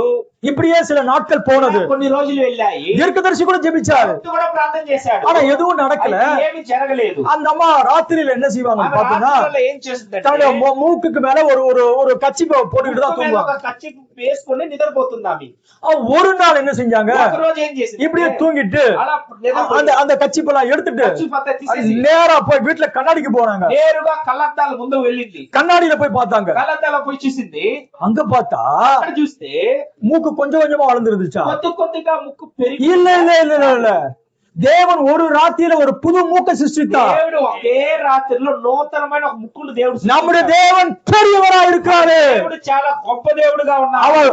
அவருடைய அந்த கடிகாரம் சரியாய் ஓடிக்கொண்டே இருக்கும். ఎందుకంటే ఆయన గడియారము సరైన సమయం చూపిస్తున్నది. தேவன் இந்த ராத்திரி உனக்கு ஒரு புது மூக்கை சிருஷ்டிக்க போகிறார் என்பது தேவன் அந்த கடிகாரத்துல பிக்ஸ் பண்ணிட்டாரு. దేవుడు ఆయన గడియారంలో ఈ పలానా రాత్రి నీకు కొత్త ఆ ముక్కును సృష్టిస్తానని ஆகிற ஜெபித்து சில நாட்கள் போனது. கொஞ்சம் கொஞ்சமா எந்த மாற்றமே இல்ல. ప్రార్థన చేసి చాలా రోజులు అయ్యాయి కానీ కొంచెం కొంచెంగా దేవుడు చేయలేదు. ஒரே ராத்திரி ఒకే రాత్రిలో மூக்கை உண்டாக்கினார். నూతనమైన ఒక ముక్కును దేవుడు సృష్టించాడు. காரணము அவர் சிருஷ்டிகர்த்தா. ఆయన సృష్టికర్తగా ఉన్నాడు. 9ஆம் மாதம் ஜெபிக்கிறாரு. 9వ నెల பதிலும் கிடையாது. దేవుడి దగ్గర నుంచి ఏ జవాబు లేదు. ஏதாவது மாற்றம் ஏற்படுமா? ఏదైనా ఒక చిన్న మార్పు జరుగుద్దా? எதுவும் நடக்கல. ఏమీ జరగకుండా ఉన్నది. உபவாசித்தது வேஸ்ட், పోషించింది వేస్ట్, கண்ணீர் சிந்தினது வேஸ்ட், కళ్ళ నీళ్ళు పెట్టింది వేస్ట్. ஆனா இன்னும் இருதயத்துல ஒரு பெரிய சந்தோஷம் கூட வரல. நினைச்சு மனசுக்குள்ள அந்த அந்த அந்த வேதனை இருந்தபடியால முகத்துல அதை காட்ட ஆரம்பிச்சு. అది ఆ దిగులు ఆ దేశాన్ని అనుకొని దిగులు పడి யார்கிட்ட வேலை செய்யற? ராஜாவுக்கு பக்கத்துல வேலை செய்யறாரு. ఎవరికాడ పని చేస్తున్నానంటే ఉద్యోగం చేస్తున్నానంటే రాజుకు పక్కన ఆయన పనిచేసేది. ராஜா பக்கத்துல போய் நீங்க சோர்வாகோ சோம்பேறித்தனம் பண்ணக்கூடாது. రాజు పక్కన వెళ్ళి మీ ముఖము చాలా ఇదిగా పెట్టుకోకూడదు. మీరు அங்க என்ன நடந்தாலும் ராஜாவுக்கு முன்னாடி நல்லா ஆக்டிவா அவன் இருக்கணும். మీకు ఏం జరిగినా గానీ రాజు పక్కన పనిచేసినప్పుడు మీరు చాలా యాక్టివ్ గా ఉండాలి. இப்ப அப்படியே போய்கிட்டு இருந்தது. ఇలా వెళ్తున్నది 2வது அதிகாரம் 2వ అధ్యాయము முதல் வசனம். మొదటి వచనము. அர்தசஷ்டா ராஜாவின் 20ஆம் வருஷம் நீசான் மாதத்திலே திராட்சரசம் ராஜாவுக்கு முன்பாக வைத்திருக்கையில் நான் அதை எடுத்து அவருக்கு கொடுத்தேன். நான் முன் ஒருபோதும் அவர் சமூகத்தில் துக்கமாய் இருந்ததில்லை. அப்போது ராஜா என்னை பார்த்து, நீ துக்கமுகமாய் இருக்கிறது என்ன? உனக்கு வியாதி இல்லையே? இது மனதின் துக்கமே ஒழிய வேறொன்றும் அல்ல என்றார். அப்போது நான் மிகவும் பயந்து ராஜாவை நோக்கி, ராஜா என்றைக்கும் வாழ்க, என் பிதாக்களின் கல்லறைகள் இருக்கும் ஸ்தலமாகிய நகரம் பாழானதும் அதன் வாசல்கள் அக்னியால் சுட்டரிக்கப்பட்டதுமாய் கிடக்கும் போது நான் துக்கமுகத்தோடு இராதிருப்பது எப்படி என்று. போதும் இங்க 9ஆம் மாதம் ஜெபிக்கிறாரு, உபவாசித்தாரு. అక్కడ నెహెమియా 9వ నెల ఆయన ప్రార్థన చేస్తున్నాడు. இப்போது நீசான் மாதம், அதாவது முதல் மாதம் வந்து விட்டது. దాని తర్వాత ఆయనకి నీసాన్ నెల అంటే 1వ నెల వాళ్ళకి వచ్చింది. இப்ப நம்ம கணக்குல சொல்லணும்னா మన లెక్కలో చెప్పాలంటే டிசம்பர் மாசம் அவர் ஜெபிக்கிறாரு. డిసెంబర్ నెల ఆయన ప్రార్థన చేస్తున్నాడు నెహెమియా. இப்பொழுது முதல் மாசத்துக்கு பதில் வருது. అక్కడ ఆయనకి మొదటి నెలలో ఆయనకి జవాబు వస్తున్నది. இது ஏப்ரல் மாதம், அதாவது நீசான் என்பது நமக்கு ஏப்ரல் மாதம், మనకి ఏప్రిల్ నెల అది. அப்படியானா டிசம்பர்ல இருந்து ఏప్రిల్ నుంచి அப்ப அவர் ஜெபித்த ஜெபத்திற்கு தேவன் ஒரு கால நிர்ணயம் பண்ணி வைத்திருக்கிறார். నెహెమియా ప్రార్థన చేసిన దానికి ఒక కాలం పెట్టున్నాడు జవాబిచ్చేదానికి. அதனால தேவனுக்கு ஏதாச்சும் முடியாத ஒரு விஷயத்த கஷ்டப்பட்டு செஞ்சிருக்கிறோம் அப்படி முடிக்க வந்துடாதீங்க. దేవుడు ఏదైనా ఆయన వల్ల అవ్వలేదేమో అందువల్ల టైం ఎత్తి చేస్తున్నాను అనుకోవద్దు. அவர் சிருஷ்டிகர்த்தர், ఆయన సృష్టికర్తగా ఉన్నారు. அவர் எல்லாவற்றையும் சரியாய் செய்கிற தேவனாய் இருக்கிறாரு.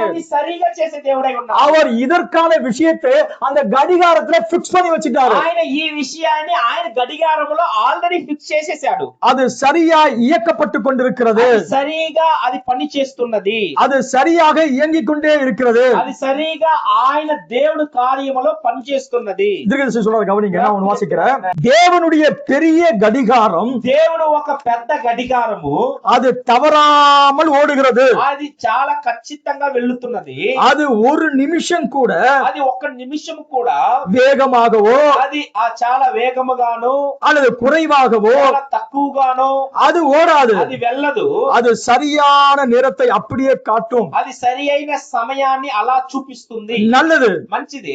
எனவே நீங்கள் பாருங்கள், ఎందుకంటే మీరు చూడండి, எல்லா காரியங்களும் అన్ని కార్యాలు சரியாகவே ஓடிக்கொண்டிருக்கிறது. సరిగా జరుగుతున్నది. மற்ற நேரங்களில் வர முடியாது. మిగతా సమయంలో కార్యం జరగదు. அடையாளம் என்ற செய்தியில பிரதர் டானம் சொல்றாரு. సూచన అనే వర్తమానములో ప్రవక్త బోధిస్తున్నారు. என்ன சொல்றாரு? தேவனுடைய கடிகாரம் சரியாக ஓடிட்டு இருக்குது. ఏం చెప్తున్నారంటే దేవుని గడియారం సరిగానే వెళ్తున్నది. நம்ம கடிகாரத்தை பார்த்துட்டு இருக்கிறோம். మనం ఏం చేస్తున్నారో మన గడియారాన్ని మనం చూస్తున్నాము. தேவன் ஒரு கடிகாரத்தை வச்சிருக்கிறாரு. దేవుడు ఒక గడియారాన్ని పెట్టున్నాడు. அந்த கடிகாரம் அற்புதமாய் நேரத்தை காட்டும். ఆ గడియారం చాలా అద్భుతంగా సమయాన్ని ஆகையால 9ஆம் மாதம் ஜெபிக்கிறாரு, నెహెమియా 9వ నెల ప్రార్థన చేశాడు, உபவாசித்தாரு, ఉపవాసించాడు. எந்த பதிலும் கிடையாது.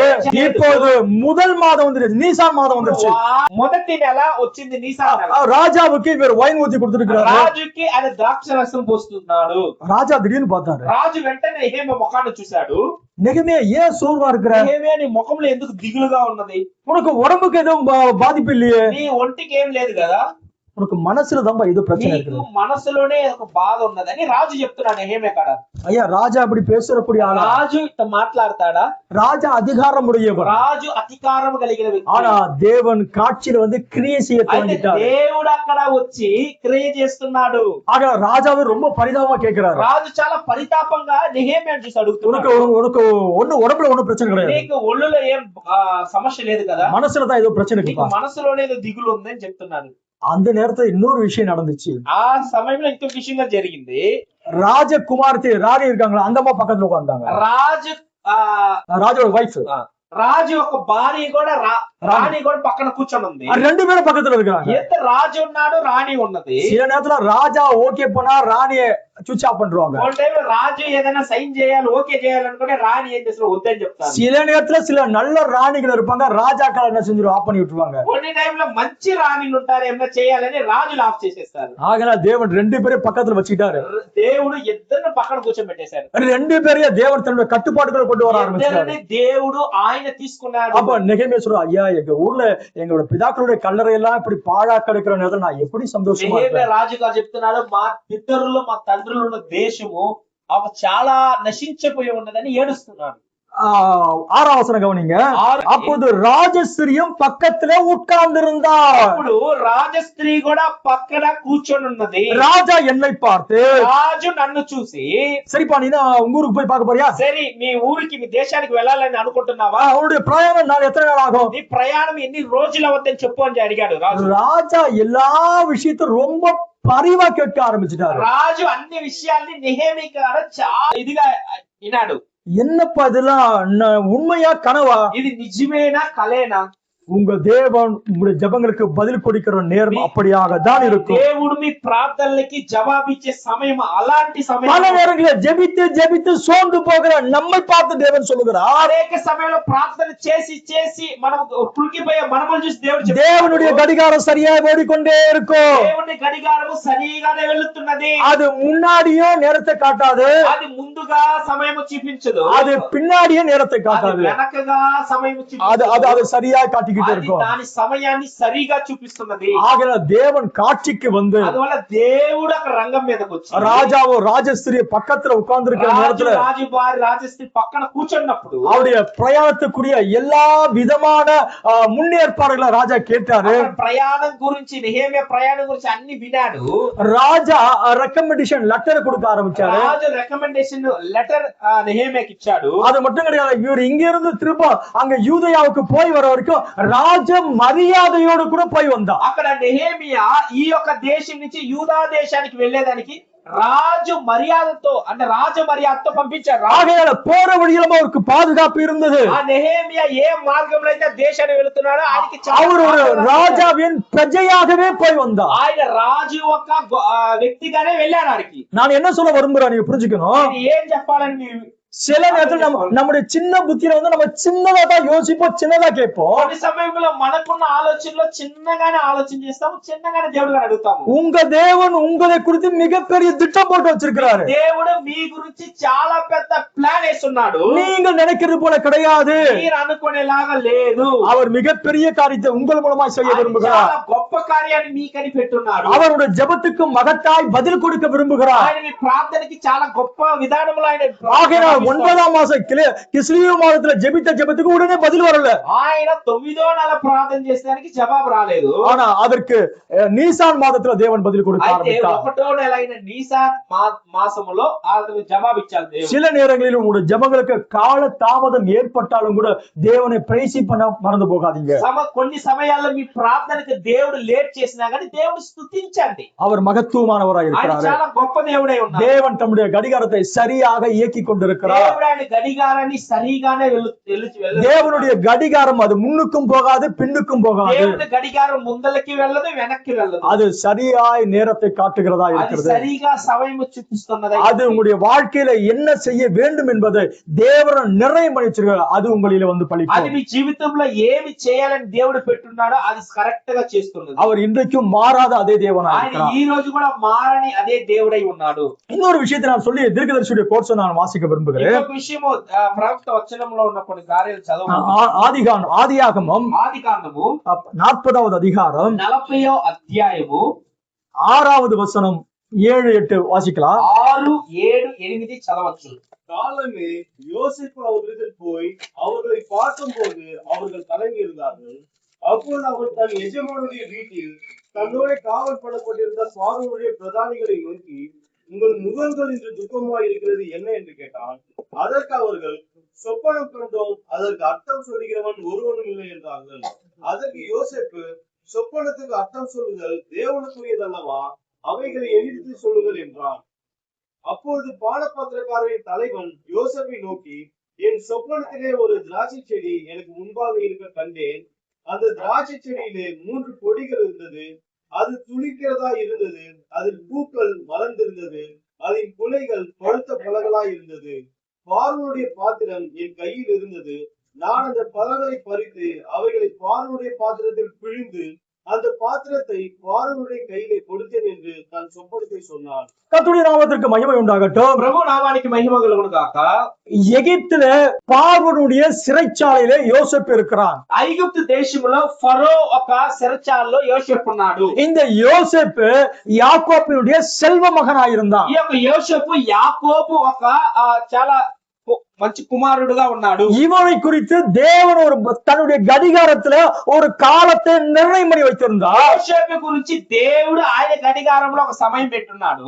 யாக்கோப்பு கூட ரொம்ப ஆசை. యాకోబు కూడా చాలా ఆశ. தன்னுடைய மகனை ஒரு ராஜகுமாரை போல அவர் பாவிக்க ஆரம்பித்தார். తన కుమారుడిని రాజకుమారుడులాగా అనుకున్నాడు యాకోబు. ஆகையினால அவனுக்கு பல நிறமான வஸ்திரத்தை அவர் உடுத்தி வைத்து அழகு பார்த்தார். యాకోబు ఏం చేశాడు? యోసేపుకి చాలా రంగులు కలిగిన వస్త్రం ఇచ్చాడు. அவர் அப்படியே நினைச்சிட்டு இருந்தாரு. ఆయన అలాగనే తన కుమారుడు அவங்க అப்பாவுக்கு ரொம்ப செல்ல பிள்ளை. వాళ్ళ నాయనకి చాలా ముద్దు పిల్లోడు ఆయన. ஆனா அவருடைய வாழ்க்கையில நடந்தது எல்லாமே எதிர்ப்பதமாய் అయితే நடந்தது. యోసేపు జీవితంలో జరిగిందంతా ఆయన అనుకున్నలాగా లేదు. அவர் செய்யாத பல தண்டனையை அனுபவிக்க ఆయన ஆரம்பித்தார். చెయ్యని చాలా ఒక శిక్షను యోసేపు అనుభవించాడు. சொந்த தகப்பனுடைய தேசத்தை கானானை விட்டு எங்கேயோ போய் கடைசி எகிப்துக்கு போக ஆரம்பித்தார். సొంత తండ్రి దేశమైన కనాను వదిలిపోయి ఎక్కడెక్కడికో వెళ్ళిపోయి ఆఖరిగా ఐగుప్తు அங்க போன ஒரு சிறைச்சாலை கடைசி தான் செய்யாத ஒரு தவறை அனுபவிக்கிற நிலைக்கு நேரே வர అక్కడ ஆரம்பித்தார். వెళ్ళినాక ఆయన చేయన తప్పు కొరకు సిరచాలలో శిక్ష పొందాడు యోసేపు. ஆனா பைபிள் சொல்றது అయితే బైబిల్ చెప్తున్నది கர்த்தர் யோசேப்போடு இருந்தார். ప్రభు యెహోవా యోసేపుతో ఉన్నాడు అని చెప్తున్నది. கர்த்தர் யோசேப்போடு இருந்தார். యెహోవా యోసేపుతో ఉన్నాడు అని చెప్తున్నది బైబిల్. என் வாழ்க்கையில பிரச்சனைக்கு மேல பிரச்சனை, నా జీవితంలో చాలా సమస్యల మీద సమస్య. கொஞ்சம் கூட மனசு நிம்மதி இல்ல brother. కొద్ది కూడా నాకు మనసు నిమ్మతలేదండి. ஏன் அவங்க நல்லா இருக்கிறாங்க, இவங்க நல்லா இருக்கிறாங்க, அவங்க நல்லா இருக்கிறாங்க, எனக்கு தான் எப்ப பார்த்தாலும் பிரச்சனை. వాళ్ళు బాగున్నారు వీళ్ళు బాగున్నారు నాకు మాత్రమే ఎప్పుడు సమస్య. என் வாழ்க்கையில தான் நிம்மதியே கிடையாது, నా జీవితంలో చాలా నెమ్మది సంతోషం లేదు, சந்தோஷமே கிடையாது. చాలా సంతోషమే లేదు. எதிர்காலத்தை குறிச்சு ஒரே பெரிய குழப்பம். నా గురించి చాలా కన్ఫ్యూజన్ గా ఉన్నది. என் சிந்தனையில என்னென்னமோ என்ன ஓடிக்கிட்டு இருக்குது. ఆలోచనలో ఏదేదో ఆలోచనలు వస్తున్నది. என்னத்தான் நடக்க போகுது எனக்கு தெரியல. నా భవిష్యత్తులో ఏం జరగబోతుంది, ஏசு எனக்கு ஏதாச்சும் செய்வாரா எதிர்பார்க்கிறேன். యేసయ్య నాకు ஆனா அவரு கூட அமைதியா இருக்கிறாரு. ఆయన కూడా చాలా నిశ్శబ్దంగా ఉన్నాడు. பல நேரத்துல நம்முடைய இருதயங்களே அப்படிப்பட்ட எண்ணம் வரும். కొన్ని సమయాలలో మన హృదయంలో అలాంటి ఒక విషయాలు వస్తుంది. தேவன் உங்களை குறித்துதான் அந்த கடிகாரம் சரியா இயங்கி கொண்டே இருக்கிறது. దేవుడు మీకు పెట్టిన గడియారం సరిగా వెళ్తున్నది. யோசேப்பு வாழ்க்கையில அதுதான் நடந்தது. యోసేపు జీవితంలో కూడా అదే జరిగింది. கடைசியாக இப்போது சிறைச்சாலையில் அவன் இருக்கிறான். ఆఖరగా సిరచాలలో యోసేపు ఉన్నాడు. அந்த சிறைச்சாலையில 2 கைதிகள் இருக்கிறாங்க. సిరచాల ఇద్దరు ఖైదీలు ఉన్నారు. அந்த 2 பேரும் பாத்தீங்கன்னா ராஜாவுக்கு பக்கத்துல இருக்கக்கூடிய 2 பேர். ఆ ఇద్దరు ఉద్యోగము రాజు పక్కలో ఉన్న ఒక ఉద్యోగం చేస్తారు. ஒருத்தன் பானபாத்திரக்காரன், రాజుకి ద్రాక్షరసం పోషించే పని. இன்னொருத்தன் வந்து அப்பம் சுடுகிறவன். ఇంకొకడు వచ్చి ఆ రొట్టెలు కాల్చే పని. ஆக இந்த 2 பேரையும் கொண்டு போய் ஜெயில போட்டாங்க. ఇద్దరు తీసుకువెళ్ళి అక్కడ సిరచాలలో இந்த వేశారు. 2 பேரும் ராஜாவுக்கு விரோதமாக ஏதோ ஒரு காரியத்தை செஞ்சதுனால రాజు విరోధంగా ఏదో పాపం చేశారు కాబట్టి 2 பேரும் கொண்டு வந்து ஜெயில தூக்கி போட்டாங்க. ఇద్దరు తీసుకొచ్చి జైలు వేసేశారు. என்ன நடக்க போகுதுன்னு தெரியல. அன்னைக்கு ஒரு நாள் ராத்திரியில ஒருத்தனுக்கு ஒரு சொப்பனம் வருகிறது. ఒక రోజు రాత్రిలో ఆ ఇద్దరులో அந்த அந்த அந்த சொப்பனத்தை பார்த்தப்ப காலையில அவன் ஒரு மாதிரி சோகமா யோசிச்சுட்டு ఆ இருக்கிறான். కళ వచ్చిందే వాళ్ళు ఆలోచన చేస్తున్నారు. அப்ப எபிரேய பையனாகிய யோசேப்பு அங்கிருந்து வராரு. అప్పుడు ఇబ్రూడైన యోసేపు అక్కడ, ஏன்பா உன் முகம் ஒரு மாதிரி இருக்குது, ఎందుకని నీ ముఖం ఒకలాగా ఉంది అని అడిగాడు. ஏன் ரொம்ப கவலையா இருக்கிற? ఎందుకు చాలా బాధతో ఉన్నావు? தம்பி, நான் ரொம்ப ஒரு கனவு பார்த்தேன்பா. తమ్ముడా, రాత్రి నేను ఒక కళ చూశానండి. அந்த கனவுடைய அர்த்தம் எனக்கு ஒண்ணும் ఆ புரியலப்பா. కళ ఒక అర్థం నాకు అర్థం కాలేదని చెప్పాడు. அதுதான் எனக்கு ரொம்ப கவலையா இருக்குது. నాకు చాలా దిగులుగా ఉంది దాని కొరకే. அப்ப யோசேப்பு சொன்னாரு, యోసేపు చెప్పాడు, சொப்பனத்துக்கு அர்த்தம் சொல்றது தேவனுடைய கரத்துல இருக்கிறது. కళలకు అర్థము చెప్పేది దేవుని హస్తములో ఉన్నాయి. சரி, உன்னுடைய சொப்பனத்தை என்கிட்ட சொல்லு. సరే, నీకు వచ్చిన కళ నాకు చెప్పు అని చెప్పాడు. தம்பி, நான் பார்த்த கனவு என்னன்னா, తమ్ముడా, నేను చూసిన కళ, ஒரு திராட்சை செடியில 3 கொடிகள் இருந்தது. అక్కడ ఒక ద్రాక్ష చెట్టులో 3 ఉన్నాయి. அது துளிர் விட்டது, అది చాలా వచ్చింది, அது பூக்கள் பூத்தது, అది పువ్వు వచ్చింది, பழம் வந்தது. దాంట్లో నుంచి పండులు వచ్చాయి. நான் அதை எடுத்து புழிஞ்சு திரும்ப ராஜாவுக்கு வைன் ஊத்தி தரேன். పిండి ఆ ఒక ద్రాక్ష రసాన్ని రాజుకి ఇస్తున్నాను. అలాంటి కళ వచ్చింది. அப்புறம் யோசேப்பு சொன்னாரு, டோன்ட் வரி, ஒண்ணும் கவலைப்படாத, అప్పుడు ஒண்ணும் యోసేపు கவலைப்படாத. చెప్పాడు, చాలా దిగులు పడద్దు. ఏం దిగులు పడుతుంది? இன்னும் 3 நாள் ఇంకా 3 రోజుల్లో நீ திரும்ப ராஜா உனக்கு அந்த பழைய ஸ்தானத்துல கொண்டு போய் நிறுத்த మళ్ళా போகிறாரு. నీకు పాత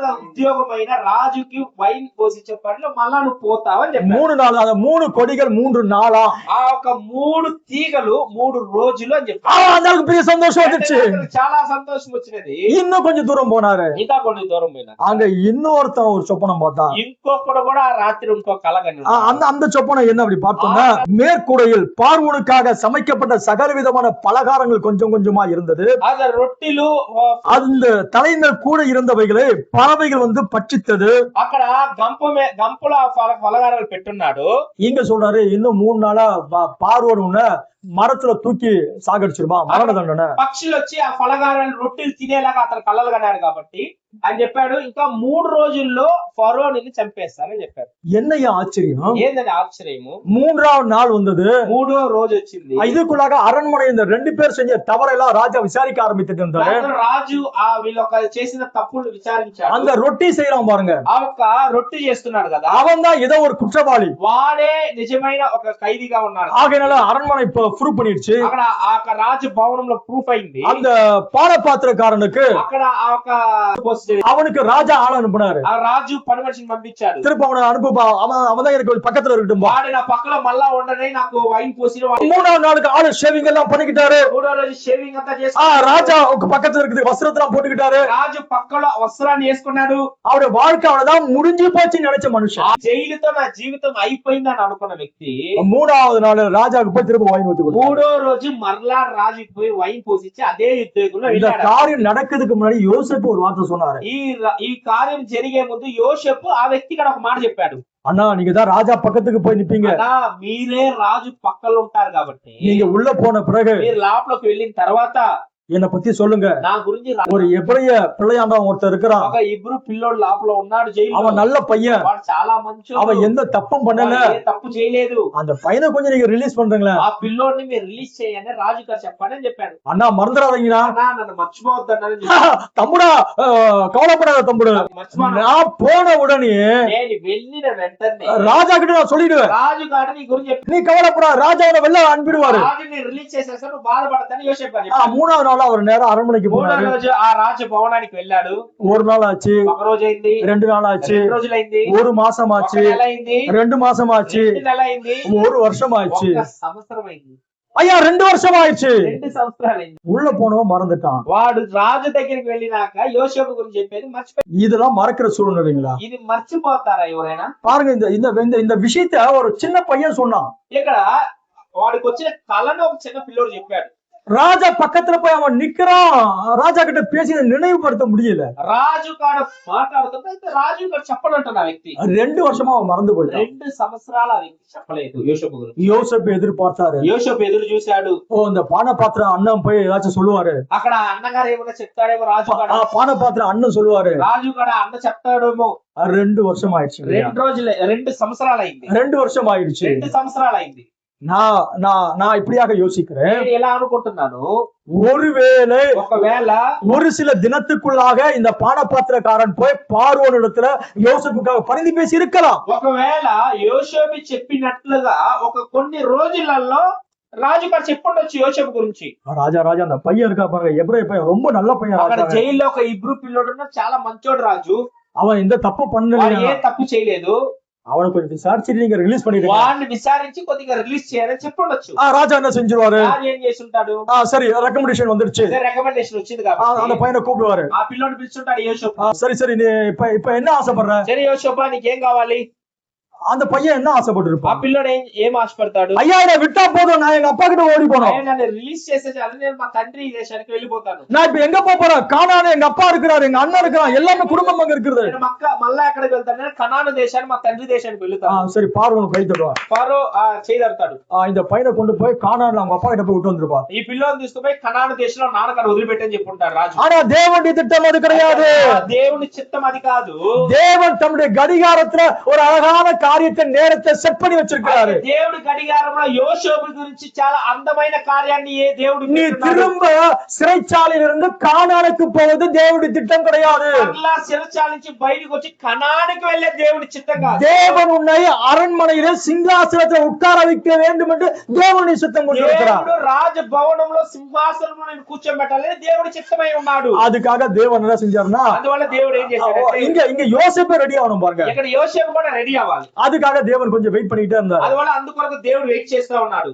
இந்த அரண்மனையில இருக்கிற ஃபர்ஸ்ட் ஒரு பான பாத்திரக்காரன் ஒரு சொப்பனம் பார்த்தா, అక్కడ ఆ రాజు వైన్ పోసే ఒక కళ చూశాడు. அப்ப சுடுகிற ஒரு சொப்பனம் பார்த்தா, రొట్టెలు కాల్చేవాడు ఒక కళ చూశాడు. இப்ப மூணாவது ராஜாவுக்கு ஒரு சொப்பனம் வந்துச்சு. మూడవది 2 సంవత్సరాల తర్వాత రాజుకు ఒక కళ వస్తుంది. ராஜா உடனே எல்லாரும் கூப்பிடுறாரு. రాజు వెంటనే అందరూ పిలుస్తున్నాడు. யாருக்கு அந்த சொப்பனத்துக்கு வியாக்கியானம் பண்ண முடியல. రాజు కళని చెప్తున్నాడు, ఎవరు దాన్ని వివరించలేకపోతున్నారు.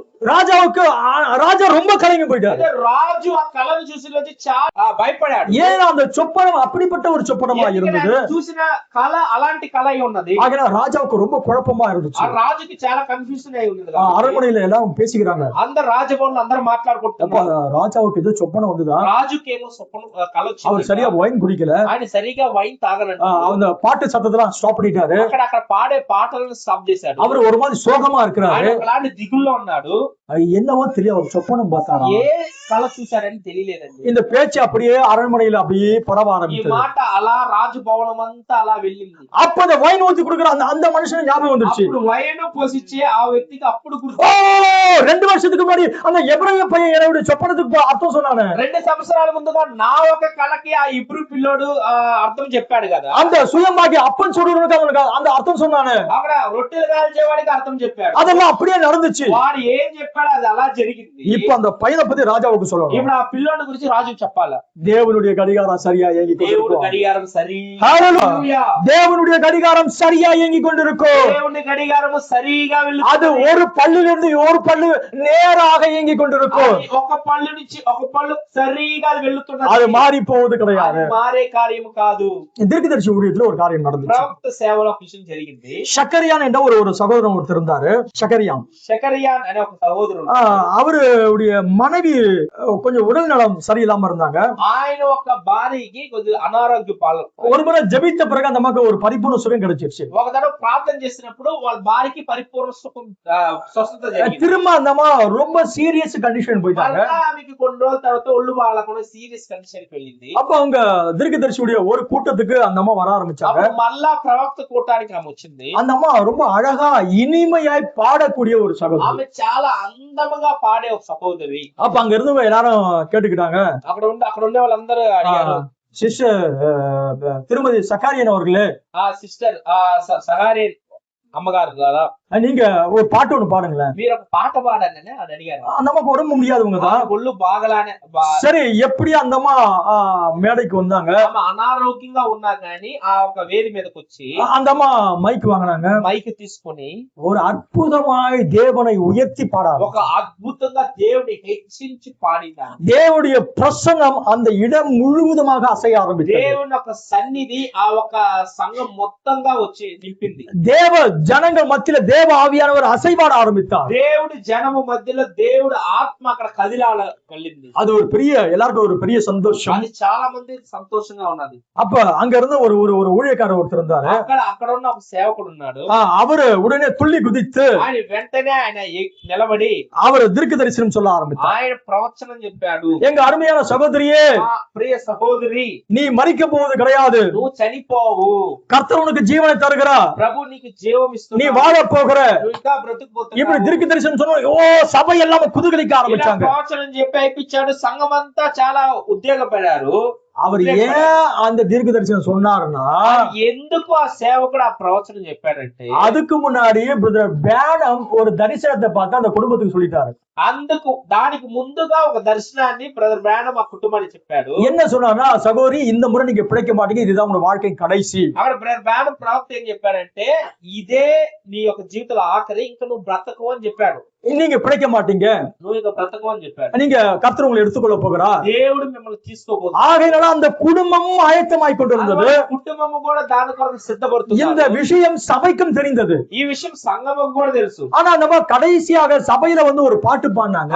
అనారోగ్యంలో ఆఖరగా సంఘానికి వచ్చి அது தேவனுடைய பிரசன்னம் சபை நிரப்பினது. దేవుని ఒక సన్నిధి సంఘమంతా నింపిన. அப்ப அந்த பிஷப் தீர்க்க ஒரு செய்தியில பிஷப் என்று சொல்ல அந்த அந்த போதகர் வந்து அழகான ஒரு தீர்க்க தரிசனம் சொன்னாரு. అక్కడ సేవకుడు అక్కడ దేవుని సన్నిధి నింపబడిన తర్వాత సేవకుడు ప్రవచనం చెప్పాడు. நான் வாசிக்கிறேன் கவனிங்க. மறுரூபப்படுத்தும் தேவனுடைய வல்லமை என்ற செய்தி. திருமதி ஷகாரியான் அவள் சுகமடைவாள் என்று எல்லாரும் தீர்க்க தரிசனம் சொன்னாரு என்றார். అక్కడ సహారియన్ భార్య అందరూ స్వస్థపడతారని అందరూ ప్రవచనం చెప్పారు ఆ రోజు.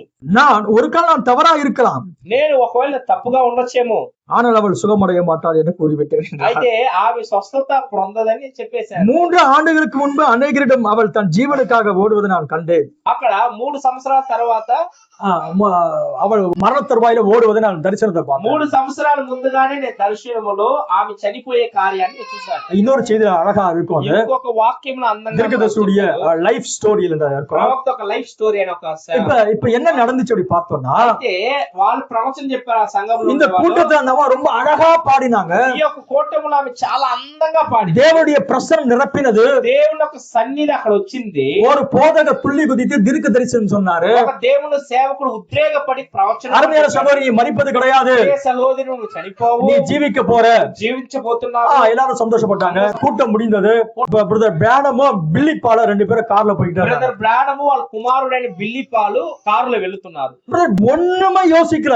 బ్రదర్ బ్రానం ఏం ఆలోచించకుండా కారులో కూర్చున్నాడు. நான் நிறைய கத்துக்க வேண்டியது இருக்குது. నేను చాలా నేర్చుకోవాలండి. నేను కూడా நமக்கு தேவன் ஒரு நல்ல முன்மாதிரியை கொடுத்திருக்கிறார். దేవుడు మనకి చాలా ఒక ఉదాహరణగా సేవకుడు. ஒரு குடும்ப தலைவன் எப்படி வாழணும், ఒక కుటుంబంలో ఉండే పెద్ద ఎలా జీవించాలి, தீர்க்கதரிசி பாருங்க. ప్రవక్తను చూడండి. ஒரு மனைவி எப்படி வாழணும், ఒక భార్య ఎలా బ్రతకాలి, சிஸ்டர் மேடாவை பாருங்க. సిస్టర్ మేడాని చూడండి.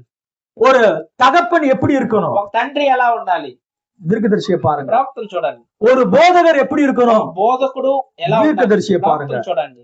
ஐயா, நமக்கு முன்னாடி தேவன் ஒரு மனுஷனை வைத்து அந்த மனுஷன் தேவனுடைய பாதையில ஓடி நமக்கெல்லாம் முன்னோடியா దేవుడు మనకు ముందుగా ఒక మనిషిని పెట్టి ఆయన దేవుడు మార్గంలో వెళ్ళి దేవుడు మనకు ఉదాహరణగా పెట్టాడు. దేవుడు ஆகிற 2 பேரும் அவருடைய மகன், மூத்த மகன் பில்லியும் அப்பாவும் 2 பேரும் வந்துட்டு இருக்காங்க. ఆయన ఒక కుమారుడు ఆ ప్రాణం కారులో వెళ్తున్నాడు.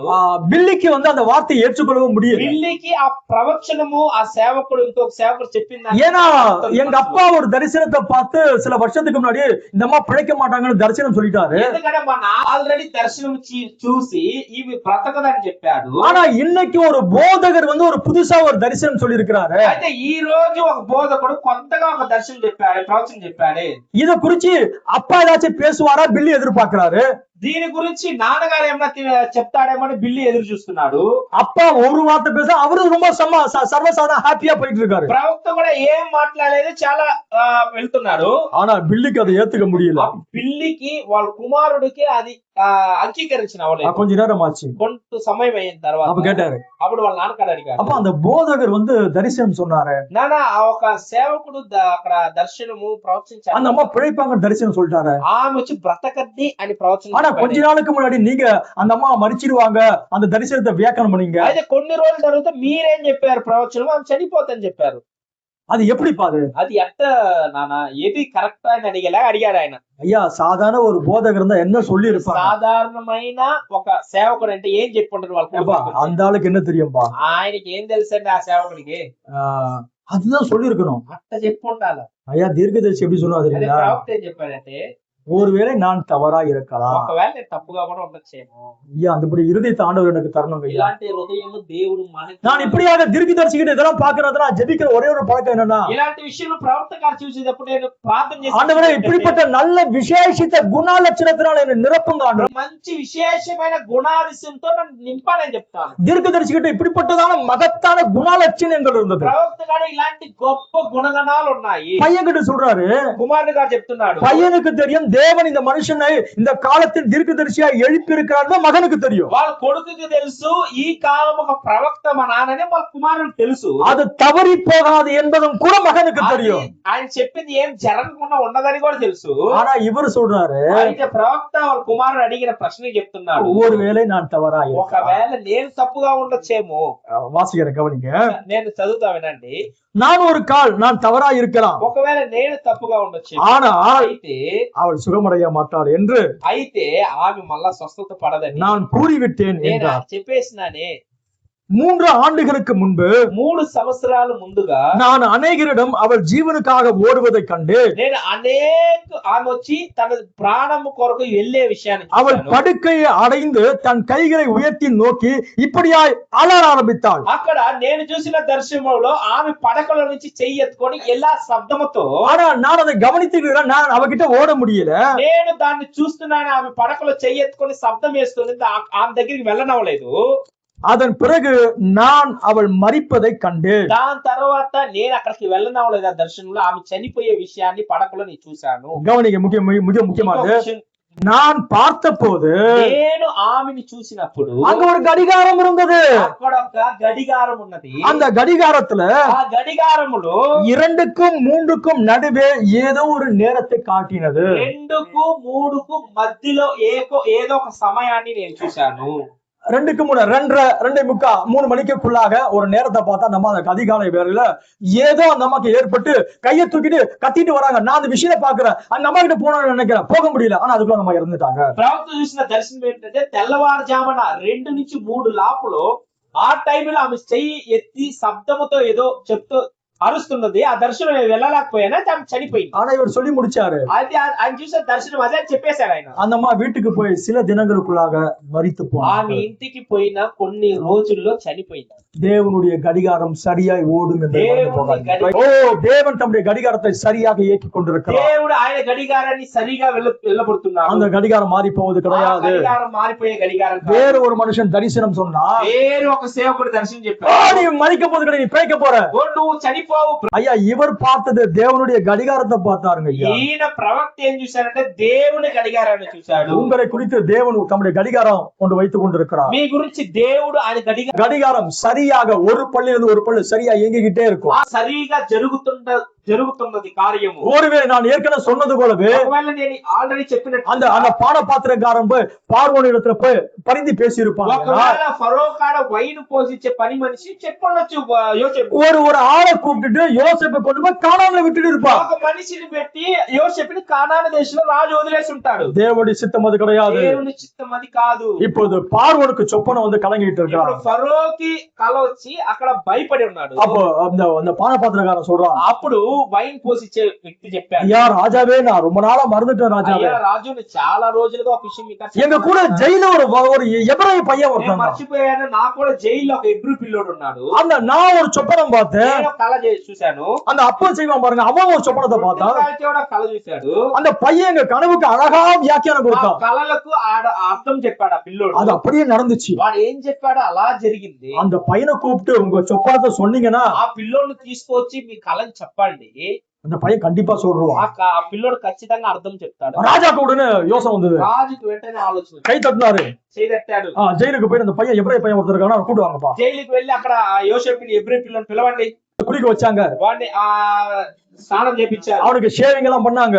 வஸ்திரத்துல மாத்திட்டாங்க. ఒట్లంతా డ్రెస్ అంతా వేసేసారు. ஜெயில் வஸ்திரங்களை இப்ப வேற வஸ்திரம் மாத்தியாச்சு. జైలు వస్త్రం కాదు, వేరు రాజు ముందు నిలబడాలంటే వేరే వస్త్రం కాదు. ராஜாவுக்கு முன்னாடி போய் நின்னா, రాజు ముందర పోయి యోసేపు నిలబడాడు. நீதான் சொப்பனத்துக்கு எல்லாம் பதில் சொல்லுவியாமே. నువ్వేంటి కళలకంతా అర్థం చెప్తావంట. ஐயா, என்னால முடியாது, தேவனுக்கு எல்லாம் முடியும். యోసేపు చెప్పాడు, నా వల్ల కాదండి, దేవుని వల్లే అవుతుంది. சொப்பனத்தை சொல்வாரா?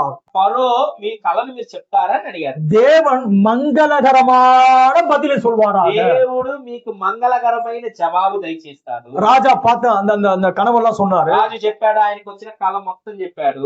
அதுக்கு வியாக்கியானம் சொன்னா, దానికి యోసేపు వ్యాఖ్యానం చెప్పాడు. அது மட்டும் கிடையாது, அதுக்கு ஒரு வழியை சொல்லி అది கொடுத்தாரு. మాత్రం కాదు, దానికి ఒక మార్గం కూడా చెప్పాడు. 7 வருஷம் தேசம் முழுவதுமாக பஞ்சம் ஏற்பட போகிறது. 7 సంవత్సరాలు దేశమంతా కరువు రాబోతున్నది. ஆகையினால நீங்க ஆகாரத்தை சேர்த்து வைக்கணும். అందువల్ల ఆహారాన్ని మీరు చేర్చి పెట్టాలి. அதுக்கு நல்ல திறமையான ஒரு ஆளை தேர்ந்தெடுங்க. దానికి మీరు కలిగిన ఒక వ్యక్తిని మీరు அந்த மனுஷங்கிட்ட அந்த பொறுப்பு கொடுத்துருங்க. ఆ మనిషి దగ్గర ఆ ఒక ఉద్యోగాన్ని ఇవ్వండి. அந்த மனுஷன் இப்படிப்பட்ட வேலையெல்லாம் பார்க்கட்டும். ఆ మనిషి ఇలాంటి పని చూడాలి. இது 7 வருஷம் பஞ்சம் இருக்க போகிறது. 7 సంవత్సరాలు ఈ దేశంలో కరువు ఉండబోతుంది. ஐயா, பார்வோன்கிட்ட எத்தனையோ மந்திரவாதிகளா இருக்கிறாங்க ஐயா. ఫరో దగ్గర ఎంతో మంత్రగాళ్ళు ఉన్నారు, எத்தனையோ குறிச்சொல்லுகள் இருந்தான். ఎంతో ఉన్నారు. காரணம் இந்த சொப்பனத்தை கொடுத்தவர் தேவனா இருந்தார். కారణం ఏంటనగా ఈ స్వప్నం ఈ కళ ఇచ్చిన దేవుడై ఉన్నారు. இங்க தேவன் அந்த கடிகாரத்தை கிரியை செய்ய ஆரம்பிச்சிட்டாரு. దేవుడు ఆయన గడిగారములో క్రియేట్ ஆனா చేస్తున్నాడు. குறுக்க யாரும் வர முடியாது. பார்வோன் என்ன யோசிச்சான்னு தெரியல. இந்த பையன் எபிரேய பையன், పిల్లడు ఎప్పుడు పిల్లోడు, இந்த மனுஷன் பார்வோ இவன் ஒரு எகிப்தியன். ఈ ఫరో ఒక ఐగుప్తు உடனே தன்னுடைய செயினை கழட்டினாரு. ఫరో వెంటనే తన మెడలో వేసిన దండని எப்ப இதுக்கு மேல வேற யாரும் சொல்ல முடியாது. ఇక దీనిపై కళకు ఎవరు అద్భుతంగా చెప్పలేరు. செயின் எடுத்துட்டு போய் அவன் கழுத்துல వెంటనే போட்டாரு. ఆయన చైన్ తీసుకువెళ్ళి மோதிரம் எடுத்தாரு. ఆయన ఉంగరం తీశాడు, மோதிரத்தை போட்டாரு. ఉంగరం యోసేపు వేశాడు. அவனுக்கு பேரை மாத்தினாரு.